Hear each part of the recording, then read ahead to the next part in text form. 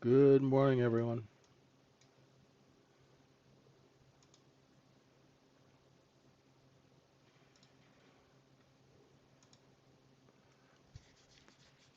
How are we doing?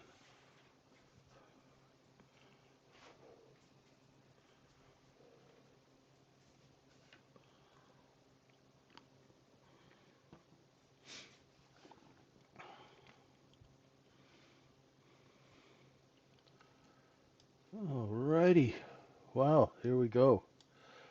I was looking for lower on the overnight, but man, these profile charts, there's something else when you want to get a bird's eye view. You can really see the position, the sale of the position, the discount. Discount brings in buyers. See the path of the inventory, right? Pretty simple stuff. It's pretty cool. Morning, folks on YouTube.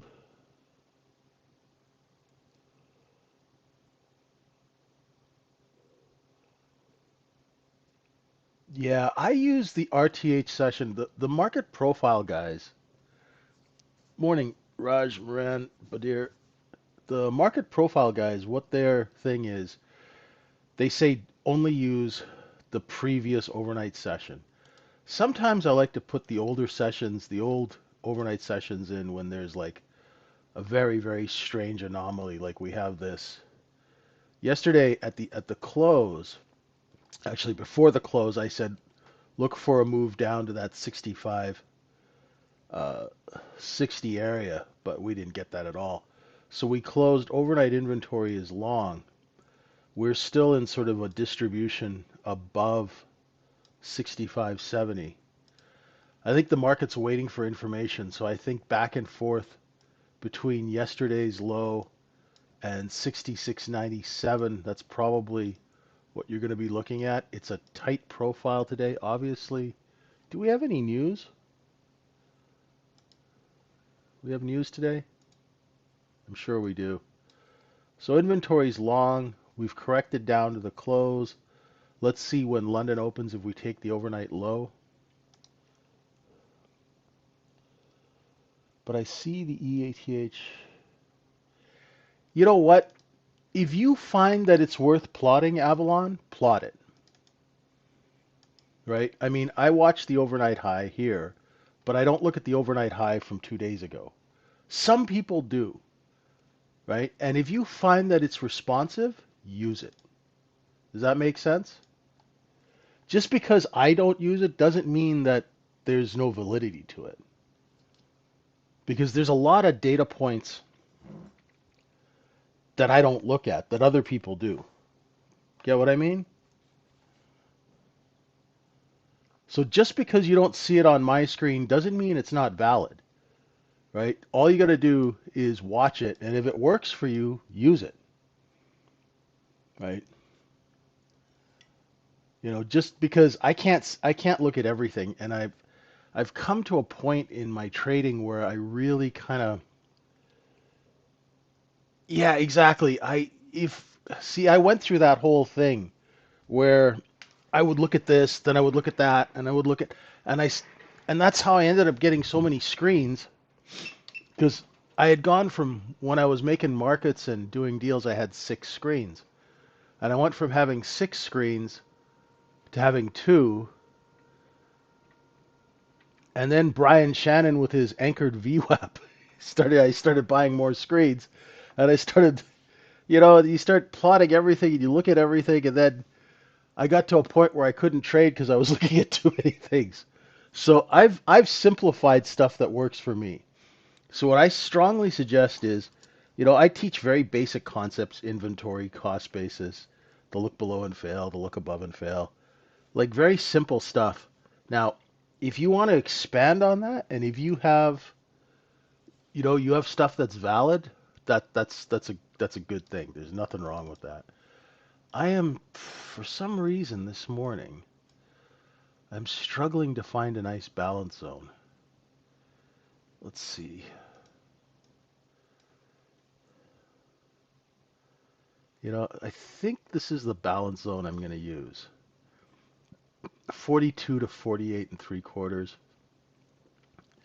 Low, a high, hit that low, look above, come back. I could be a little off on the bottom here. I don't know. Yeah, a low and a high.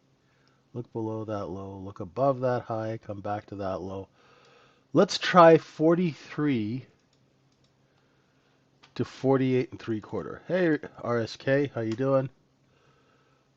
Good morning. Thanks, TradeMaker. No important news. So there's my cost basis. I'm going to double it to the downside. Yeah, that kind of worked. I'll double it to the downside, double it up to the upside, and then we'll get ready and do some trading here.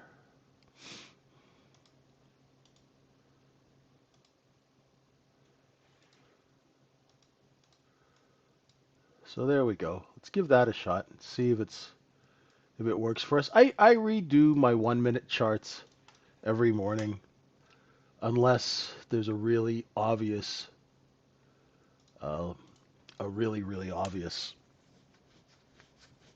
balance from the previous day or something like that. Alrighty, so what are we looking at here? What do we got? Balance, look above balance. We have sellers here.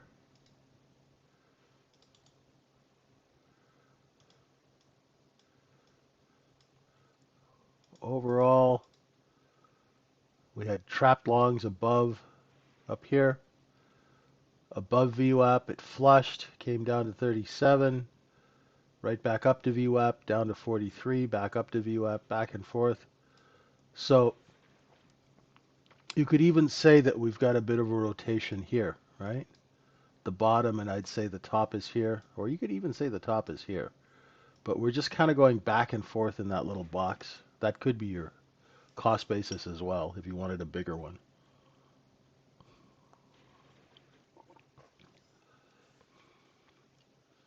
So let's open up the old trading software here. I'm a little,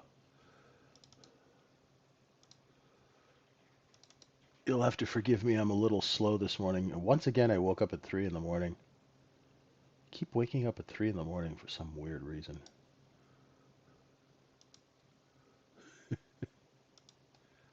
Old age.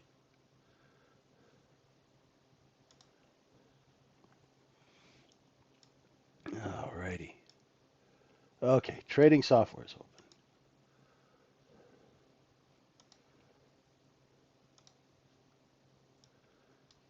open. We're just in the middle of balance here.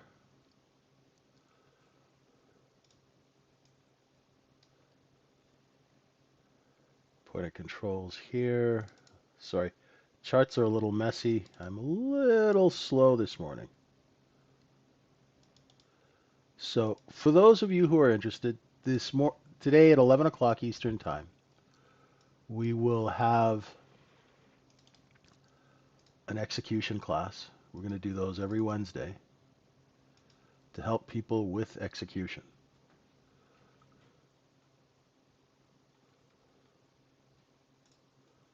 Hey, Dano, there you are. No, not really, Moran. Just waking up at 3 a.m. How's it, Dano?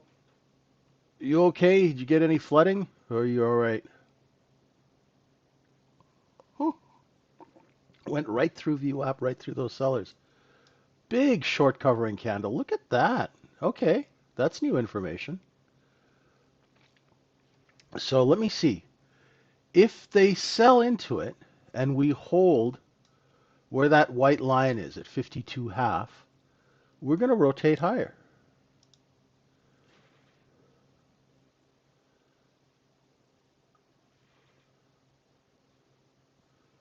So I'm watching this 52.5 area. If it gets down there, I might buy one. I'd put my stop underneath VWAP.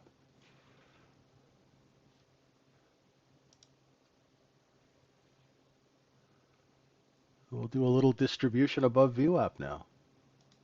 We know there's a seller at 54 and a half right there. So that was a very big short covering candle from 48 all the way to 54. I mean, it's big for 3 in the morning. So if you're buying a few down here, where are you going to sell them? Well, you know, finding your targets is one of the hardest things in trading for people. And frankly, before now, I actually never figured out where people get their targets from. I've always found that interesting. Like, I'm buying it here and I want to sell it here. I'm like, okay, then, is like there a moving average there, or is there something there that would make you say that it's going to sell? So I'm long 53 and a half.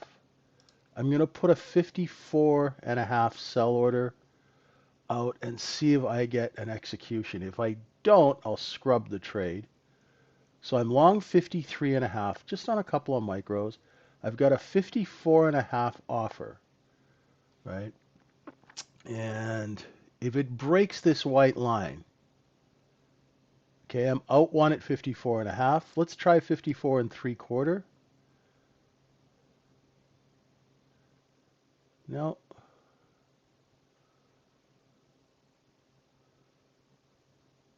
This is not an A plus trade. I'm just testing the order flow.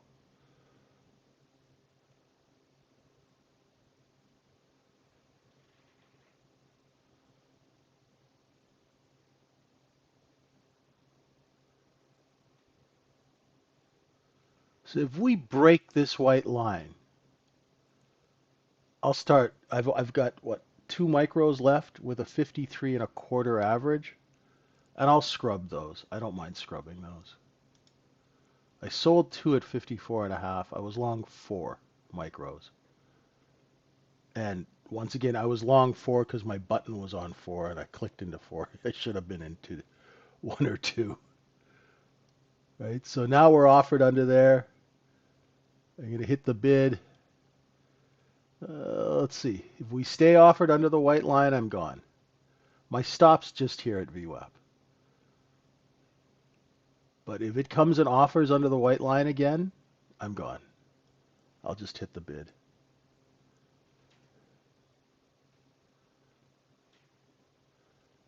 Still alive.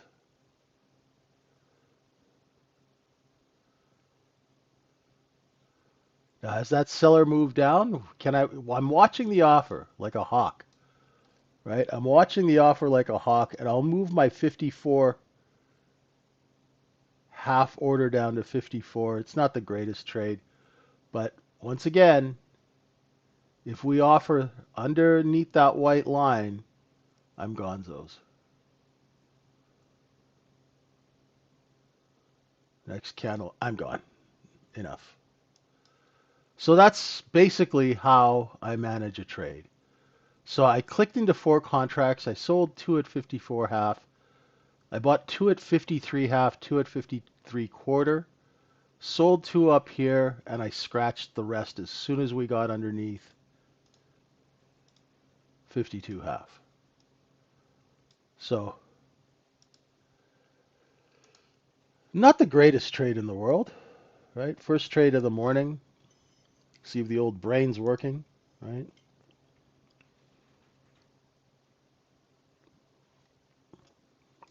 This could be, usually when we come on for that pre-London session, you usually get Globex distribution, and that could be exactly what we've got here.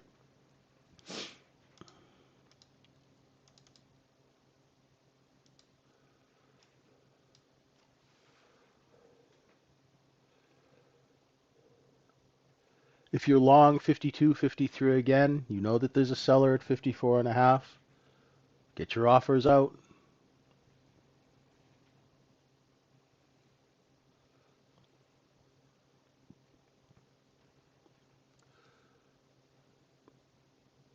They hold till it's coming back. I'm sorry, Moran.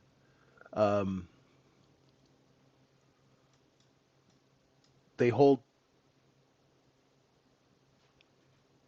What are they holding? The position?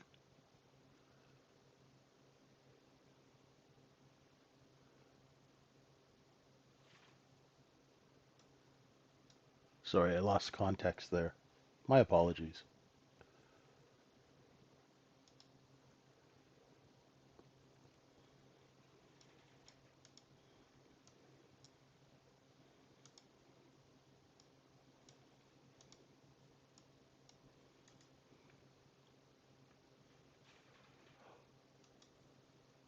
When do they sell? When they see competition.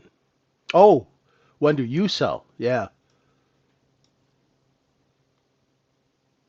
Well, that's what I'm always curious, right? When do retail traders actually,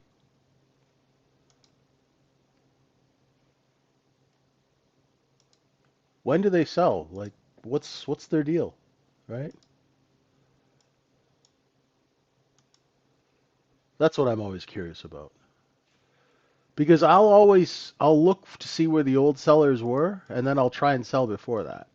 So if I'm long, say if I was long at 52 or 53, and I know that there's a seller here at 55, and I know that there's a seller at 54 and a half, I will sell before, or I'll try to, right?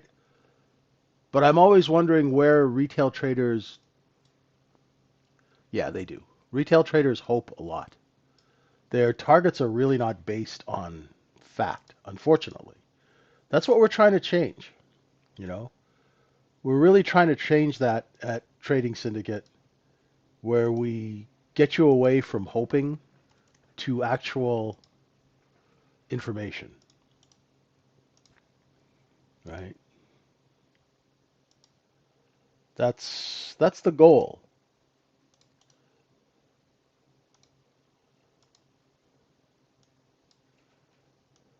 That's the goal. Next seller up is going to be just at 57, just underneath 57.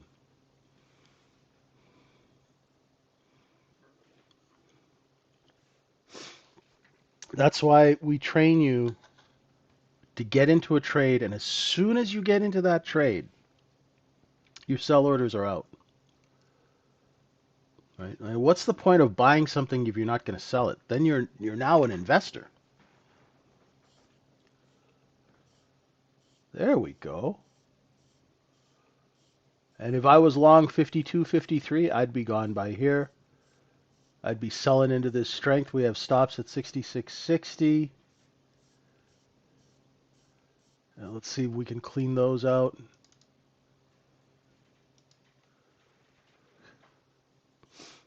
Nice work, Howard. Nice work. Well done. Well played. Way to get in and out. 2 points here, 3 points there, 2 points here. Especially once you start scaling contracts on the minis. 2 points doesn't sound like a lot. Everybody are like, oh, JJ only trades for 2 points. Yeah, but 2 points is $100 on 8 contracts. That's an $800 trade, right? 3 to 8 contracts. That's a beautiful sweet spot when you're trading the mini. You're making $500 to $800 a trade. That adds up. And I would rather make $500 a trade and be boring than lose 5 grand a trade and be exciting. A lot of people are chasing that excitement. Oh, I made 40 points. I made $40,000 today. Well, here's a news flash. You're not going to go from not knowing how to trade to making 40 grand a day. That's just, if you think that's going to happen, then you're probably going to be able to buy a flying elephant at the pet store. You know, 2 points, 3 points, that's all you need. Once you build up a bankroll, once you build up some skill, yeah, then you can hold it a little longer. That's not a problem. Build a position and sell it. Nothing wrong with that. But while you're learning, be happy to make some money and train yourself to make money. So then if you train yourself to make money, you're not going to make any stupid decisions. You're not going to FOMO trade. You're not going to do all that stuff because you're going to screw up your income, right? Yeah, there you go, trade maker.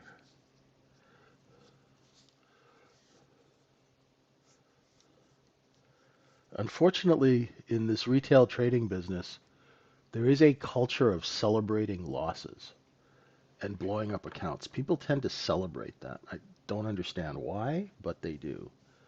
And it's not a good thing. Yeah, you'll see people on Twitter talking about, oh, I blew up my account, and then everyone's patting the guy on the back. It doesn't make any sense. What's up, Rocky?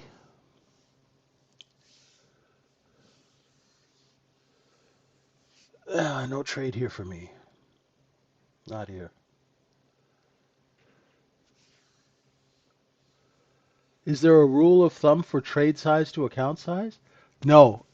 The rule of thumb is trade size to skill level. Now, I've seen people with $1 million accounts and no skill take that $1 million down to nothing. Does that make sense? Your trade size should be directly linked to your level of skill. So if you are not consistently profitable, your trade size should be 1 to 3 micros, tops. If you're consistently profitable, then we can start sizing up. But, I had a buddy of mine lose $5 or $6 million trying to trade. Now, his mother was a billionaire, so this was before he put all this equipment, and he had direct lines to the Chicago floor with a broker, and he went through $6 million in 2 months trying to trade futures. And that's before the mini contract. That was in the early 90s, you know. And then he tried to make the money back, and he lost $4 million betting on Vancouver Canucks games. So, yeah, that was the end of his speculation career. His mother cut him off. But, yeah, so I've seen people blow up $6 million with no skill. So just because you got a lot of cash in the account, you got to understand that $5-6 million in this market is nothing. It's basically a fart in a stiff wind. There are people out there trading with hundreds of millions of dollars, and they'll crush you, right? So level of skill is exactly what you need to worry about, right? I don't care if you got $6 million in your account or $600 in your account. If you've got the same skill level, you know, you have to trade intelligently. Right? Unfortunately, this business encourages people to overtrade their skill level. Hey, Johnny, what's going on? How are you? Long time no see. Knowing when to trade is another thing, right? Like right here, there's no edge, right? You can see that if you understand the business, you've got inventory here, it's being sold here. Sales are slow, but they're good enough that if you were positioned long, say you were long 1,000 contracts here, and you're leaking them out here, that's good. That's good money, right? But for us as retail traders, this is kind of wholesale business. Oh, that's good. Nice vacation. Hope you had a good time. Nice. Well done.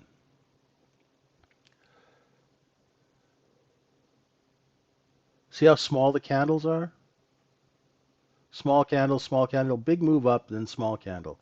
So it's complete distribution, right? The wholesalers are making money here, they're making money here, and they're selling the product that they bought here, here, and here. And if buyers come in, then they'll go and sell it here. But there's really not a great trade for us. Maybe we do a look above and fail of 60. That might work.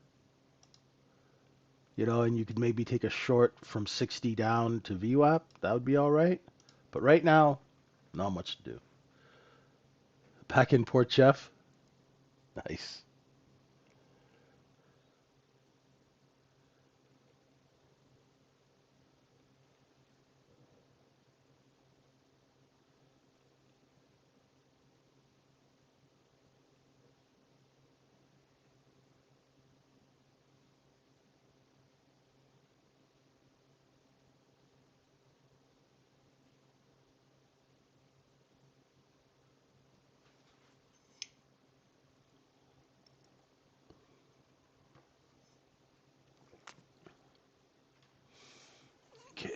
Got a couple of minutes till London opens. 2 minutes.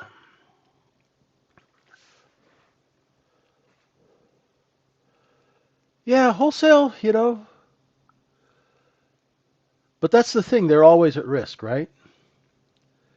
So they're making money because they're always at risk. Wholesale traders, people don't understand that, if you work at a brokerage firm and say you're making a market in a stock and you're not at risk on the stock, the firm will take it away from you and give it to somebody who will be at risk. That's, just how it works. Now everything's done electronically. Juan, you signed up for the room, but you can't get in. So did you get an email, a welcome email? Can you do me a favor, Juan? Can you message me at vwaptrader1 on X? And I'll get you in. Okay?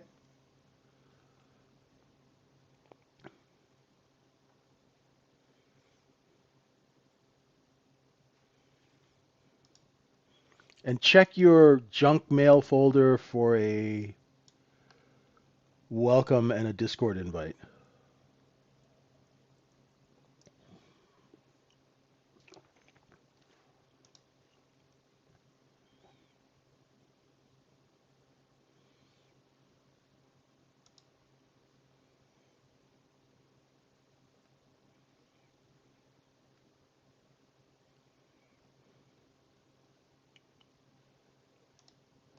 Cool.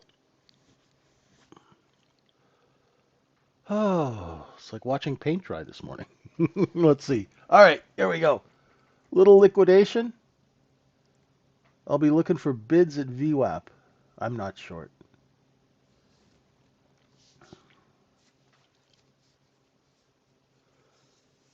Yeah. And the thing is, Johnny, too, that wholesale does, sometimes wholesale will have to go home and they'll be down, 10 million bucks, 20 million bucks. Like on big liquidations, they'll just be eating product all the way down, right? Because they do have to buy a certain amount. Now, because the ranges are so big, they're not going to be buying 5,000 contracts at every tick because they have to spread their net cap. A net cap means net capital, right? They only have a certain amount of net capital that they can allocate to a product. And so sometimes they'll be down huge amounts of money, right? That's a wholesaler's. That's the business, you know. It's not guaranteed to make money all the time. You are at risk, so, and you are the buyer of last resort.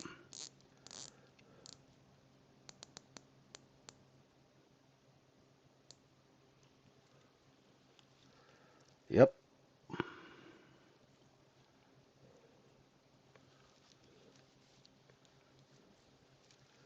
I still remember Paul Asmar. He's got that one story when he was on the floor. He was, I think, one of the head specialists for SLKC, which is Spearleads and Kellogg, before they were bought by Goldman. And there was one stock that they were a specialist in, and it was under fire, and it was coming in hard. I think the stock went from 40, I don't know, it was like 40 to 30, and it was starting to get bad, so the CEO went and he went 30 bid a million shares, and they filled him instantly, right? 30 bid a million, boom, he got filled. And then what did he do? He goes away, comes back, and he goes 31 bid 10 million shares, and the stock just ripped higher, and then he sold that million shares that he bought into the rip. Market making's it's a different world. Totally different world.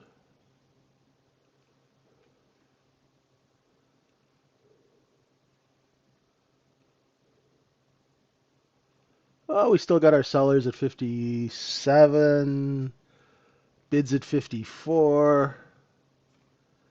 If it just keeps trading like this, we will call it an early session. So there's no news today, nothing going on.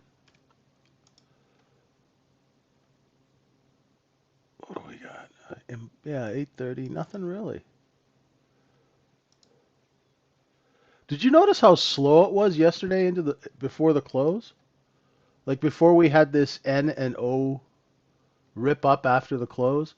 Like down here, it was just slow in the last half hour, and then only after hours the market shot up. And you'll notice that the close is above the regular trading hours N and O period, and we've been distributing above that. So just creeping higher, getting rid of inventory from the day before.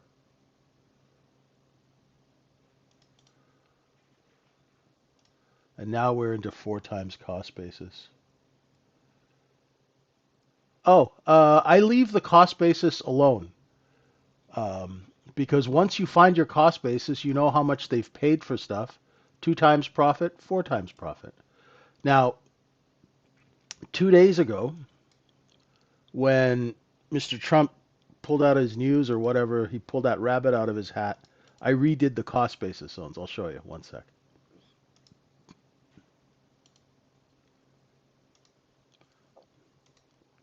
So this day, we had a cost basis down here, and then the market just went crazy. So I redid a cost basis here, right? But on small days like this, I don't change it. There's no reason to. Because now you have situational awareness, right? That's why you have a cost basis. The cost basis tells you, if I'm buying the market here, should I be buying it here or looking for a short at 4 times or at 2 times? So if it goes from 2 times to 4 times cost basis, right? That was the slow price action that got a lot of people short before the close, Johnny. And you could see that every time we come underneath the close, the market bids. Good observation. Holidays did you good.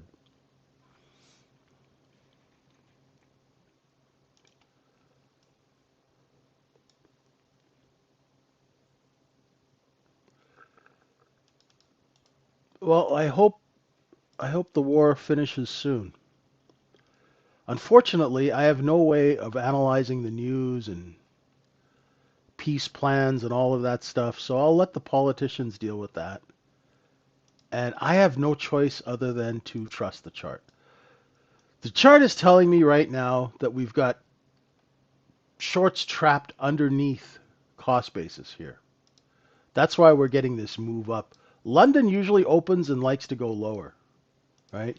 But London opened, went down one tick, and then straight up. That means that there's a bid here at 54 from the short sellers, right? Nice work, Moran. Well done, right? I can't trust the news cycle. I don't know what's real. I don't know what's not. And I don't know, I don't have the knowledge to interpret the news. So now we're at the middle of 4 times cost basis, right? Was it a 75-point move after hours, Dave? No, it was from here. Well, maybe it was. From 6606. Yeah, it was. You're right, Dave. I was like, oh, yeah, you're right. Hey, VOQ, how you doing? So we're going to make a run at that overnight high. The one thing I said a couple of days ago is that we did a look below and fail of 64, 65.47 half. Now, how these markets work is when you do a look below and fail, the target is the top, which is 67.88. Right? If you do a look above and fail of 67.88, the target is 65.47. So that's the zone that we are in now. And looks like they're making a run for the border here, Taco Bell style. Here we go. So we definitely have some poor trap shorts underneath, definitely underneath VWAP, right?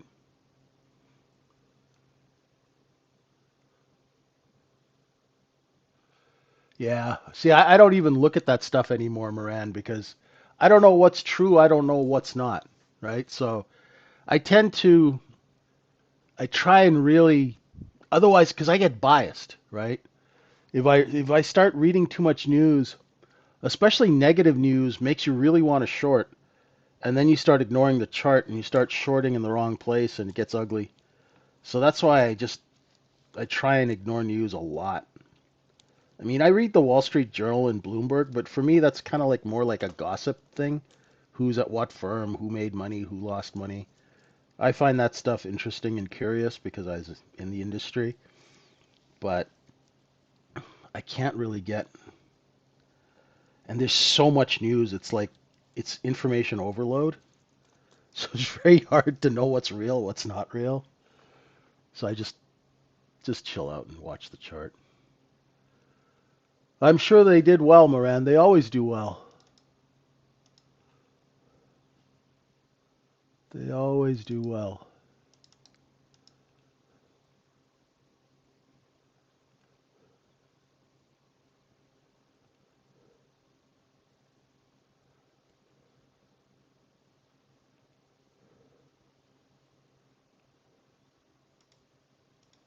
Okay, so we got a seller here just at 75.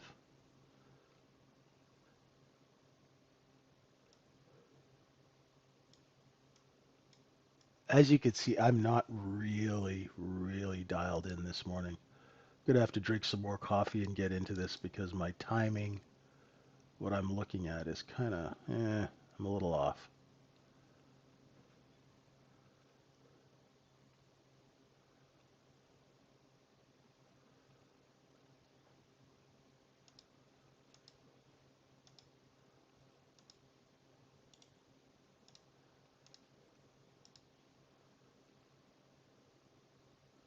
If you're short, you're probably gonna look for bids at 64.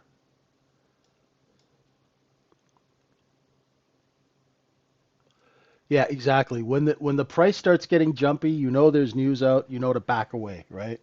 And let it run.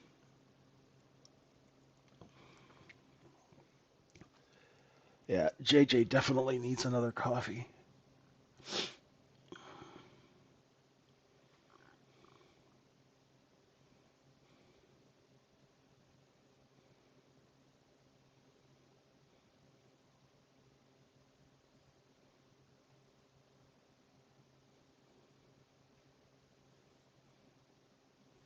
Now, as the market went down and it's coming back up now, right?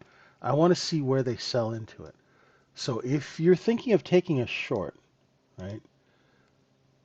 Say you want to short this. You see those two candles with the lower highs, right? You can sell into that, right? You can put some offers out 69 and a quarter, 69 and a half.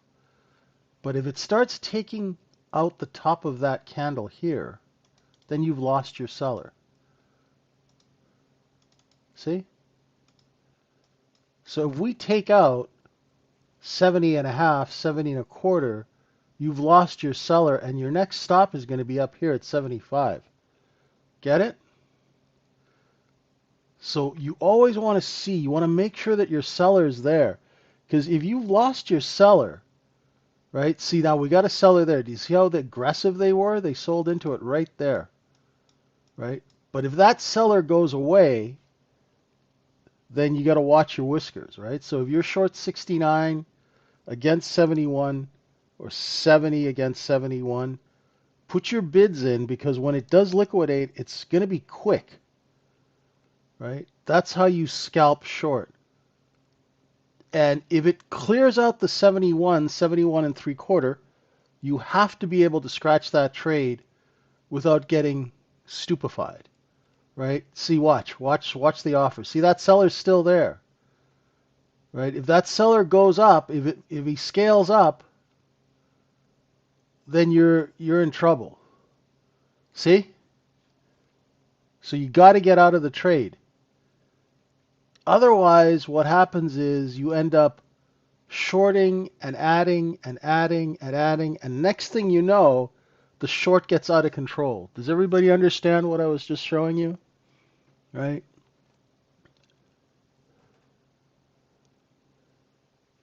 We found the bid at 67 and the bottom of the candle started moving higher, right? You always want to manage your risk when you're shorting a market. Just because you believe it's too high, nobody really gives a crap what you think. It's where the seller is, right?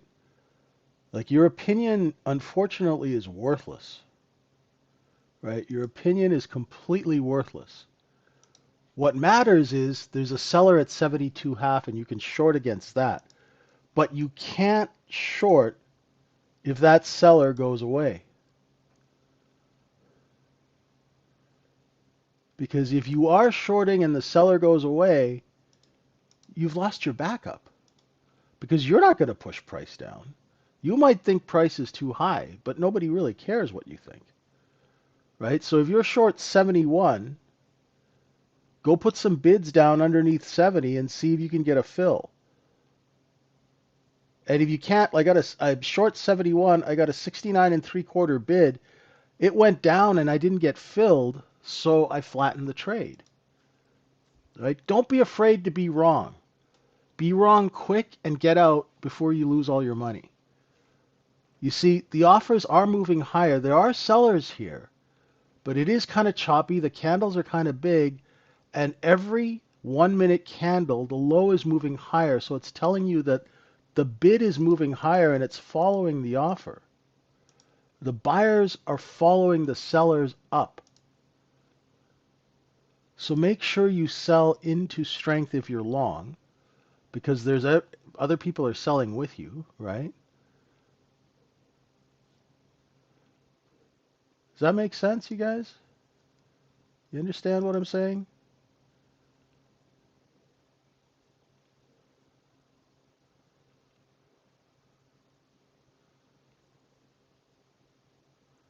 So you're okay on the short as long as we don't get over 72.5,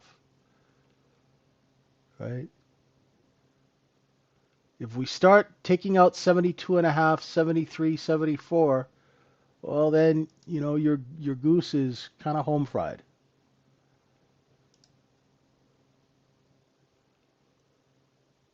See? So you could always flip and go long, but you got to be quick. See? Look at that. We knew, right? I took a couple of shorts here, got stopped out, looked at the candles. Clued in. The candle lows are getting higher. That means the bid is following the offer. Sellers are raising price. Hey, hola, Juan. Yes, it is. There you are.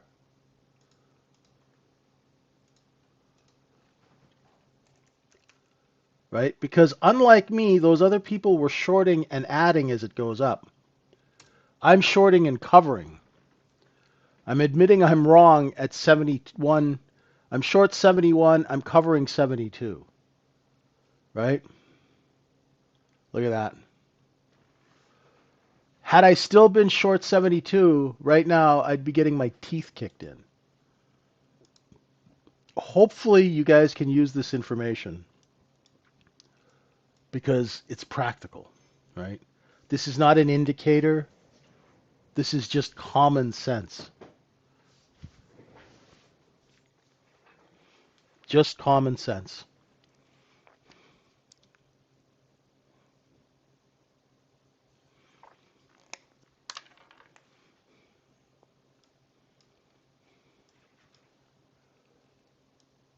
Yeah. It was a nice move. It's okay to be wrong. Just don't be stubborn and wrong. Right? Because all of the people that were shorting with me under 71 and 3/4, they stayed short. They added to it at 72, 73. Once it cracked the top of those candles, they're like, holy crap, let's go cover. And they all go to cover at the same time.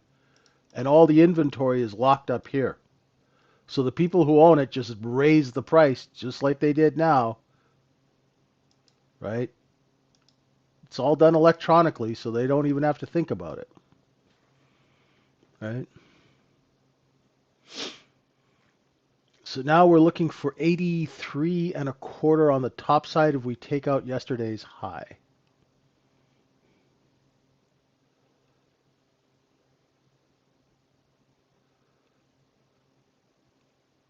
Let's see where they sell into it, Moran.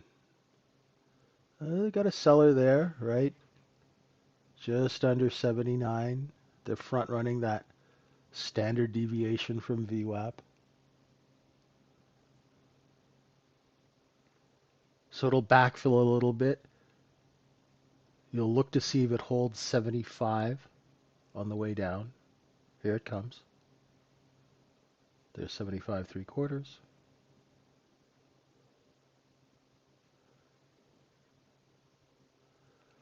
Yeah, there are.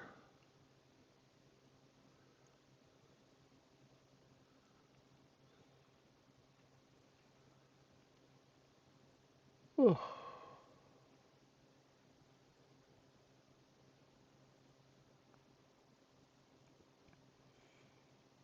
Yeah, good old 4:20 in the morning New York short squeeze.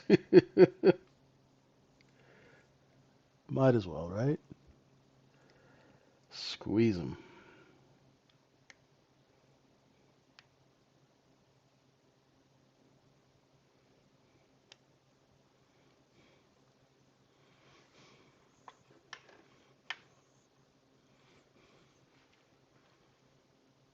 I'm still alive. Yeah, of course. I'm hard to kill.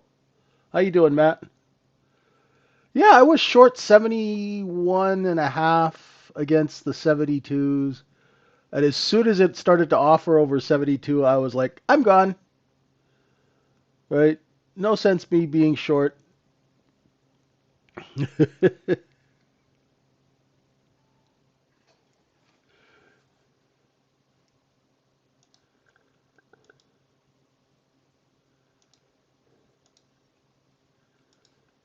Oh.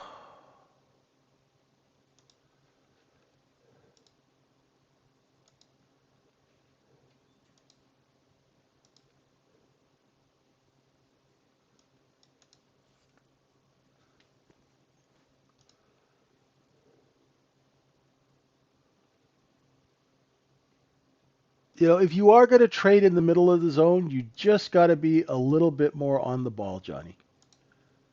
You just got to be quick, and you see I wasn't quick the first couple of trades, so I got stopped out, but I'm not stubborn.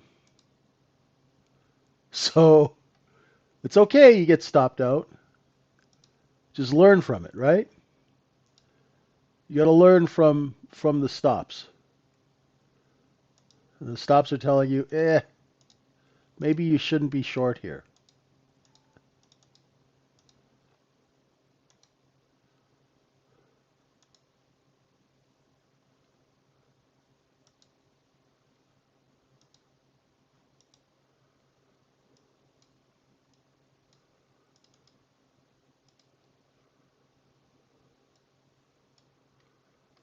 So your next upper stop is going to be 66.92 if we clear 83.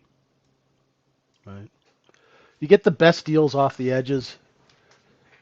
So here's what you do, right? If you're just waking up, it's a little slow. Just trade off the edges, right? Until like you're caffeinated and you're ready to go. Okay? Once you're dialed in, you can trade in the middle of the zones. But you got to be quick and you got to be dialed in. So the thing is self-awareness. You have to admit yourself, okay, am I really on the ball? Am I trading fast? Right? Am I executing well? And don't be afraid to say, no, I'm not. Because as soon as you admit that you're not trading well, the less money you're going to lose. Right? So you shouldn't be focusing on how much money I'm going to make. Is like, oh, I'm kind of asleep. I've got a cold. My kid's sick. Uh, you know, I'm working from home today and my boss is yelling at me. Maybe I'll just trade from the edges, right? Make life easy for me, right? And I'll just wait for an edge, right? Instead of beating myself up and trying to make money, try and squeeze blood out of a stone, why don't I just chill out and trade from the edge.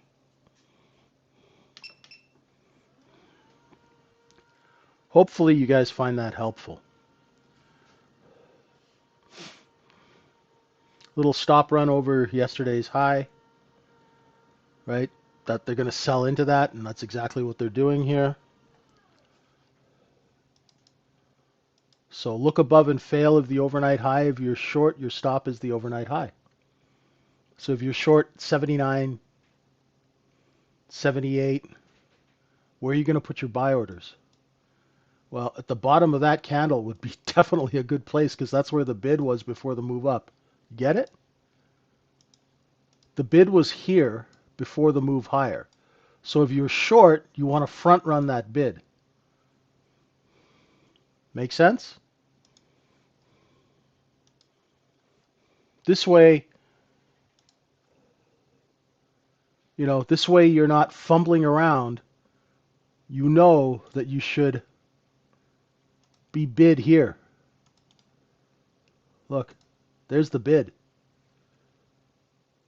And if it breaks underneath 74, your bids are going to be here, here, here, here. Right? These are where your bids were because you saw the bid moving up. There, now you're filled. So if that breaks and 74 breaks, you'll be looking to cover here, just above that standard deviation at 73 and change. So if you're short a couple of contracts and you covered one or two here at 76, say you're short 79, you cover a couple at 76, put some buy orders here underneath 75. Because they're your lookout bids and they're going to tell you whether or not that there's buyers competing with you. Because if we start offering back up over 76, you're going to have to cover. Watch. See? This is practical information you can use trading that you won't find in any other trading room. Because they never made markets or they never had to do anything practically. They always had indicators and things like that.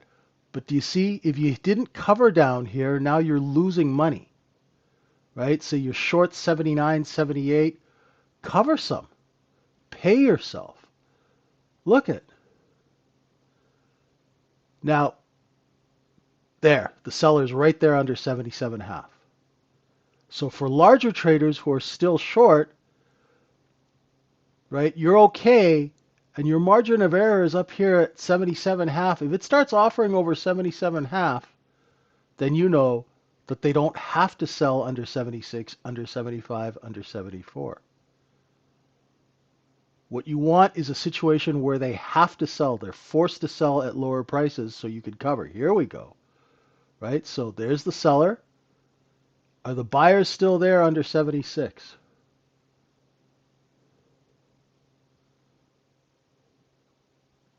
You want this level, this white line to break. The bottom of that candle is a bit of a pain in the butt. This bottom, once again, do you guys recognize something familiar? Look, here, here, here, here, here. It's happening again. Watch this candle. This candle now has to take out the bottom of that one. If it can't, it means the bids are coming in. You don't need a DOM. You don't need any fancy software. All you need to know is if the bottom of the candles are moving up, the bids are coming in. If the bids are coming in, why in God's name do you want to be short when the bids are coming in? That's when everyone's coming in to buy. You guys get it? Makes sense? So if you want to learn how to trade in a practical way, join us at the Trading Syndicate. We'll teach you how to make sense of candle charts without having to memorize 300 different patterns, right? And all that stuff. We'll teach you a practical way to trade like they used to trade for the last 5,000 years, right? If the offer's moving up, you don't want to be short. Look, the same thing. Higher low, higher low, higher low, higher low. The bid is following. Look, this and this are the same thing. There you go. Right? So, thanks folks for joining us. Come visit us. We got a 3-day free trial. I promise you'll learn more in 3 days with us than you will anywhere else. And if you actually spend a month with us, it'll cost you $19. I know it's a lot of money, right? But we will teach you. I promise I will teach you more than a month than you'll learn 10 years anywhere else. And that's information you can actually use to make money. Thank you, everyone. Have a wonderful, wonderful morning. I'm JJ, vwaptrader1. This is thetradingsyndicate.org. Thank you for being with us. Welcome to the room, Juan. Good to have you with us. Now we got another guy from San Diego. Perfect.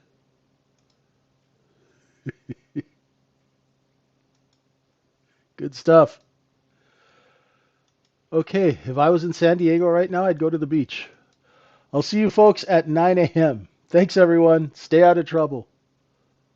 See you soon. And remember, 11 o'clock today, we have our execution class. Mahalo, Dano. We'll see you in a little bit. Bye for now.